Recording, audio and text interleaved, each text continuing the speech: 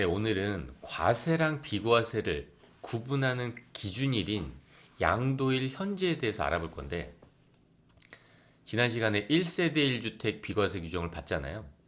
그때 이 양도일이 중요하다고 말씀을 드렸거든요. 근데 물론 1세대 1주택 규정뿐만 아니라 양도소득 전반에 양도일이 필요하거든요. 확인하는 게. 그때 다 적용이 되겠죠. 일단 1세대 1주택 규정을 먼저 보면 1세대가 양도일 현재 국내에 1주택을 보유하고 있는 경우로서 해당 주택의 보유 기간이 2년 이상인 것. 이때 이 양도일이 얼마나 중요하냐면 양도일 하루 전에 2세대였어요. 근데 양도일 현재 1세대예요. 가능하죠. 양도일 현재 국내 주택이 한 주택이면 되는 거예요. 그 직전일에 두 주택이었으면 괜찮은 거죠. 양도일 현재 1주택이면 되는 거예요. 그래서 잔금 시점을 조정하는 거예요. 일반적으로. 이렇게 중요한 이 양도일에 대해서 좀 구체적으로 그 규정이 어떻게 되어 있는지 보면요. 이렇게 돼 있어요. 양도일. 제가 방금 전에도 왜 잔금일이라고 말씀드렸잖아요. 지난번 영상을 통해서 어떤 분이 질문해 주셨어요. 도대체 그럼 그 양도일이 언제냐고. 그래서 제가 이 강의를 하는 거지만 원칙적으로 잔금 청산일 아니에요. 원칙적 아니에요. 규정을 정확히 보면 어떻게 되어 있냐면요. 소득세법에 양도 시기에 대해서 규정을 하고 있는데 어떻게 규정되어 있냐면 어떤 특정한 경우를 제외하면 그때 대금 청산한 날이 양도일이래요. 이게 원칙이랑은 어떻게 다르냐면 이 예외적인 경우를 우선 적용한다는 거예요. 원칙적인 거랑 다른 거 아닌가요? 그래서 그 규정을 원칙적이지 않은 규정들을 그래서 먼저 봐야 되는 거예요.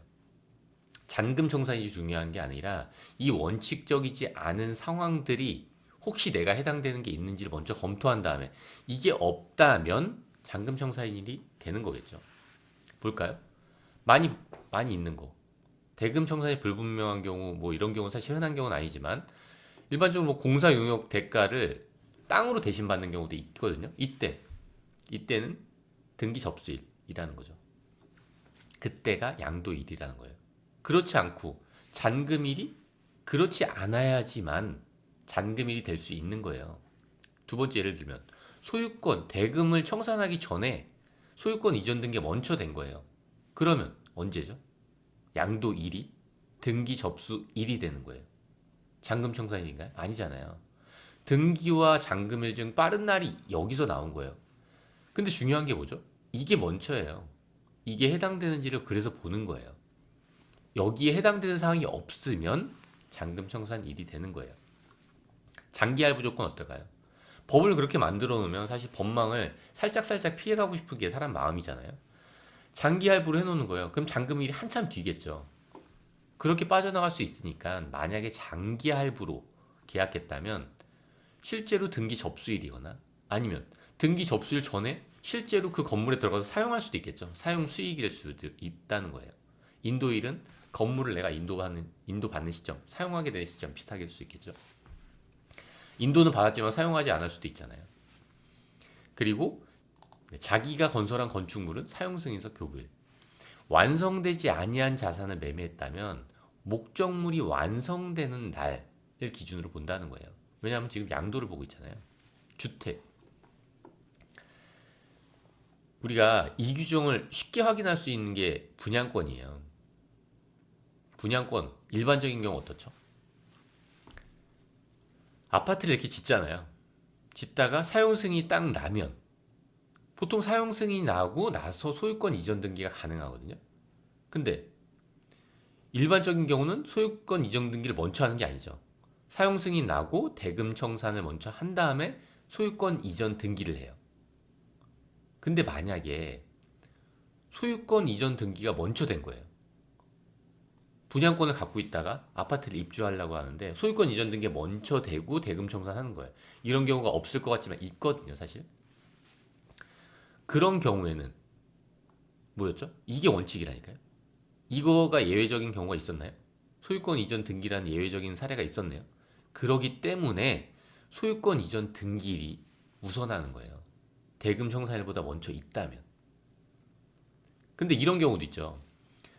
아파트를 짓고 있는데 미리 대금을 다 정산해주면 할인받잖아요. 이거 할인율도 사실 무시할 수 없거든요. 4% 정도 되던데. 이렇게 선납 할인을 받은 경우 잔금 청산일인가요? 아니에요. 왜 아니죠? 왜 아닐까요? 이거 왜 아닌지 모르는 분들이 많더라고요. 왜 아니냐면요. 이 규정 때문에 그런 거예요. 먼저 소유권 등기가 됐나요? 아니잖아요. 다른 사례가 어디 있죠? 장기 할부인가요? 아니죠. 대금 청산이 불분명했나요? 아니잖아요. 대금 청산이 분명했죠. 자기가 건설한 건축물인가요? 그것도 아니죠. 내가 건설한 게 아니잖아요. 근데 뭐죠? 완성되지 아니한 자산을 취득한 거잖아요. 분양권이 그렇죠. 지금 짓고 있는 거잖아요. 짓고 있는데 취득했잖아요. 그럼 완성되지 아니한 자산을 취득한 거겠죠? 그렇다면 이 기준이 뭐였죠? 목적물이 완성된 날이에요. 취득일자는. 취득일이 곧 양도일이 될 수도 있으니까 같이 보는 겁니다. 목적물이 완성된 날. 그 날짜가 언제 날짜냐면 아파트 같은 경우는 사용 승인일. 이 사용검사 필증 교부일이라는 거예요. 그렇기 때문에 취득 시기가 이때가 되는 거죠. 이런 경우에.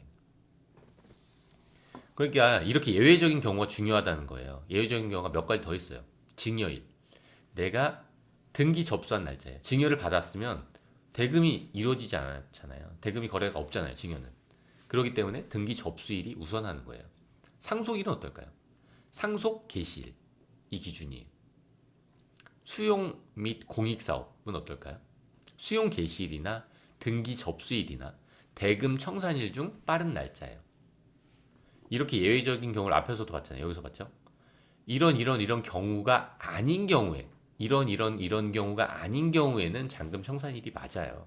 근데 이런 사례가 적용이 된다면 이게 우선하는 거죠. 이게 아주 사소한 것 같지만 상당히 중요한 거예요. 왜냐면 비과세와 과세를 결정하는 기준일이 될 수 있는 거잖아요. 그리고 소유권 소송인 경우, 수용하는 과정 중에 소송 중인 경우 있잖아요. 이때 보상금을 공탁해 놓은 경우 판결 확정일이 될 수 있겠죠. 이거 활용할 수도 있어요. 내가 1세대 1주택 요건이 갖춰지지 않았어요. 그럼 공탁해 놓는 거예요. 그럼 보유기간 2년이 충족된 다음에 소송 판결이 실제로 뭐 그렇게 되든 안 되든 그때를 기준으로 비과세 여부가 판단될 거잖아요. 그러니까 이 경우를 좀 오해하시는 경우가 있는데 피상속인이 돌아가신 날짜가 상속 개시일이에요. 그러면 내가 이 자산을 취득한 시기는 이미 결정이 난 거예요. 결정이 난 거잖아요. 자산의 취득 시기는. 그렇죠? 왜 결정이 났죠? 돌아가신 날짜가 이미 확정이 됐잖아요. 내가 등기부등본에 적지 않았다고 내 이름을. 그렇다고 내가 이게 취득하지 않은 건가요? 그렇지 않다는 거죠. 그 돌아가신 날짜를 기준으로 한다는 거예요. 일반적으로 대금 청산일. 이 일반적인 대금 청산일. 우리가 흔히 얘기하는 잔금일이라고 하는 날짜는 제대로 알고 계신가요? 잔금일이 만약에 계약서상 날짜랑 실제로 내가 잔금을 치른 날짜랑 다르다면 어떻게 될까요? 언제가 잔금일일까요? 계약서 약정일인가요? 아니면 이체한 날짜인가요? 실질에 따라요. 실제 이체한 기준으로 본다는 거죠. 그리고 잔금이 소비대차로 변경됐어요. 내가 잔금 일자가 됐는데 못 갚을 것 같아요. 그럼 이걸 차용증을 적으면 되겠죠. 그러면 언제일까요? 그 차용증 날짜, 작성한 날짜를 기준으로 한다는 거예요. 이것도 활용할 수 있지 않을까요? 그렇죠? 약정일에 따라서 약간 달라질 수 있겠죠. 그리고 조건부 매매. 이건 사실 옛날에는 별도의 규정을 두고 있었는데 조건 성취일이라는. 근데 일반적인 경우로 보면 돼요. 그러니까 다른 일반적인 거래랑 동일하다는 거죠. 예외적인 경우를 먼저 검토한 다음에 그게 없다면 잔금일. 그리고 뭐 분양권도 이런 일이 있는데 잔금을 완납하지 않은 거예요. 이때는 언제가 내가 양도한 날짜로 볼 수 있을까요? 취득한 날짜로 볼 수 있을까요? 사실 매매 대금을 대부분 지급한 경우 그 날짜를 기준으로 그게 대금 청산이라고 봐요. 내가 잔금을 10% 남겨놨어요. 5% 남겨놨어요. 판례에는 3% 남겨놓은 부인한 경우가 있었거든요. 사회통념상 대부분 이행되었다고 볼 수 있는 경우가 몇 프로일지는 저는 모르겠지만 어쨌든 판례에는 3% 정도만 남기고선 지급하지 않았다면 이거는 다 지급한 걸로 봐라 라는 그런 게 있더라고요. 그렇기 때문에 3%만 남긴 그 시점이 양도일이 되는 거죠. 그리고 거의 지급하고 일부분 지급하지 않은 상태에서 사용수익하고 있다면 이건 뭐 너무 명백한 거죠. 양도일 현재라는 기준이 지금 봤던 것처럼 어떤 비과세와 과세를 결정하는 그 중요한 기준일이 될 수 있거든요. 그러니까 여건이 된다면 그 일자를 조정할 수 있겠죠. 올해 판매하고 잔금일을 내년에 1월 1일에 둘 수 있잖아요. 실제로 계좌이체를 1월 1일 날 할 수 있겠죠. 근데 만약에 실제 약정서는 1월 1일 날 쓰고 계좌이체는 12월 31일 날 했다면 어떻게 된다 그랬죠? 양도일은 12월 31일이라니까요. 그러니까 잘 알고 계셔야 되겠죠. 그리고 두 채를 판다면은 양도 차익이 둘 다 생겼다. 그러면 연도를 달리하면 좋겠죠. 기본공제도 각각 적용받을 수 있고 낮은 세율 구간이 적용될 테니까요. 그리고 양도 차손이 발생했을 때는 어떨까요? 양도 차손이 한쪽이 발생했으면 그걸 합치는 게 좋아요. 왜냐하면 이걸 연도를 나눈다고 해서 이걸 고려해 주진 않거든요. 다음 연도에. 그럼 양도 차손이 발생할 자산이 있다면 그 자산이랑 양도 차익이 발생한 자산을 여건이 된다면 같이 팔면 좋겠죠.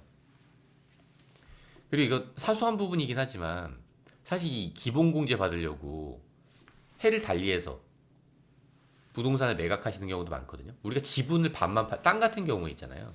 땅 같은 거 지분을 반 팔고 다음 연도에 지분 반 팔고 이런 경우 많이 있는데 기본공제 2번 받고 낮은 세율 구간 적용되는 거 좋죠.